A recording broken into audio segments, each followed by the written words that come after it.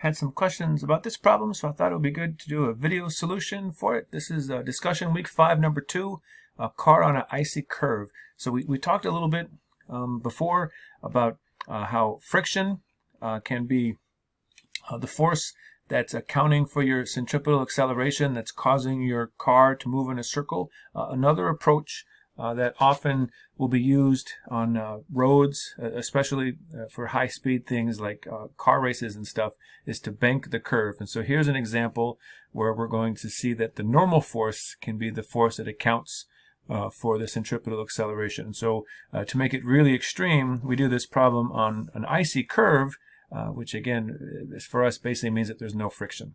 And so in this problem, we were trying to find the velocity that you need to drive to sort of drive around in this this circular track. So the first thing just to kind of get is a picture. This is a tough one to get a picture. So basically we've banked the curve, and so that's essentially an incline. So here's our car of mass m, and it was told in the problem it was banked at degrees of 20. Now here's kind of a bird's eye view of the problem. So this car is going to be driving around this circular track that again is banked at some 20 degrees here, and so the r is the radius of the track. And so like before, when we're doing moving, we're going to assume this is uniform circular motion.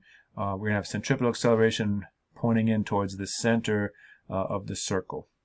And so as with most force problems, we're going to start out looking at our problem. And so the forces acting on this car, that there's the normal force, again pressing 90 degrees to the surface, and then we would have our force mg pointing straight down. Now typically, right, we like to rotate our coordinate system when we're dealing with an incline. And the reason for that is we then have our x axis pointing down the incline, which is going to be our direction of acceleration in most incline problems. But in this case, in this picture, our acceleration is going to be pointed like this, okay, which is towards the center of the circle. So again, this is like our sort of bird's eye view. So these are two different views. But as you're moving through the track, you're sort of moving in a circle, and so your acceleration is going to be going in like this. And that's again that same centripetal acceleration, which we know is v squared over r. And so what that does is this is one of the exceptions to not rotating that coordinate system. So we're going to use our typical XY coordinate system. So then for us, what's going to be tricky, the tricky part is breaking the normal force into its X and Y axes. And so the way I would do that is I would look something kind of like this right here. So we make a little triangle like so. And so now our job is to go through and figure out which one of the angles is the one that we're interested in. And so just to help with this, I think what would be good is to kind of take our car and just make it more of like a point so we can kind of see these angles a little bit better. So again, we have the force mg, and then we have this force, the normal force, like so. And so I want to find my x and my y coordinates. So here, hopefully you agree that this would be my 20 degrees over here. And then so this whole angle here is 90. So this one would be 90 minus 20, which with our rules of right triangles would mean that that up there would be our 20-degree angle. So once we have that, again, the hypotenuse there is our normal force, then we can go through and say, well, this would be the normal force times cosine of 20, and this side would be the normal force times the sine of 20. Okay, so then taking that picture and cleaning it up a little bit, we can get something kind of like this. So to clean up that picture, we would do something along these lines. So let's go ahead and draw our diagram again. And so we're going to have over here on our car a force down mg. Our force going up, if you go back in the picture, is Fn cosine of 20.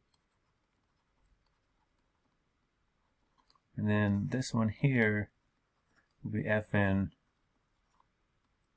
sine of 20. And again, this is going to be the force that's going to be accounting for our centripetal acceleration. So if we go through our steps here, so again, we're going to assume that this object is not going to be accelerating in what we called, again, the y direction.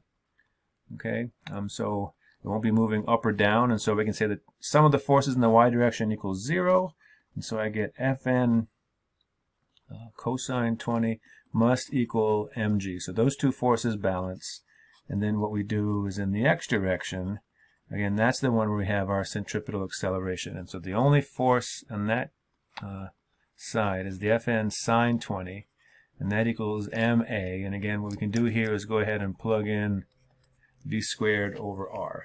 So we have two equations here, and what we wanted to find is we wanted to find the velocity needed to actually make this happen. Okay, the velocity needed to actually make it so that these two forces over here cancel, and that this force over here is responsible for the centripetal acceleration. So the best way to do that is to take this equation and solve for force normal and plug it in to the other one. So I'd say the normal force equals mg cosine 20, and then I'm going to plug that in over to here. So I get mg cosine 20 sine 20 equals mv squared over r. So one nice thing is the masses cancel, and then over here I'm just going to remind ourselves that sine of 20 over cosine of 20 is tangent of 20. And so when I go through, and I went through and solved for the velocity here, I got r times g over here times that tangent of 20 square root. And so now that would be the expression for this velocity again. So we're trying to navigate this turn, and we're assuming that there's no friction. So again, the force that's doing the centripetal is responsible for the centripetal acceleration is this normal force. So we get this setup here. One thing that's a little tricky about this particular problem is you're told that the circumference of this path is 2,000 meters, and so you got to do an extra step to get the r. So you got to say something like circumference equals 2 pi r, and so r equals c divided by 2 pi. And so 2,000 meters divided by 2 pi, and when I did that, I got something like 318.3 meters. And so over here for the r, I put the 318. G is our usual 9.8, and then the tangent 20. And when I did this, I got about 33.7 meters per second squared. So again, with these, so I would call this like a uniform circular motion type problem.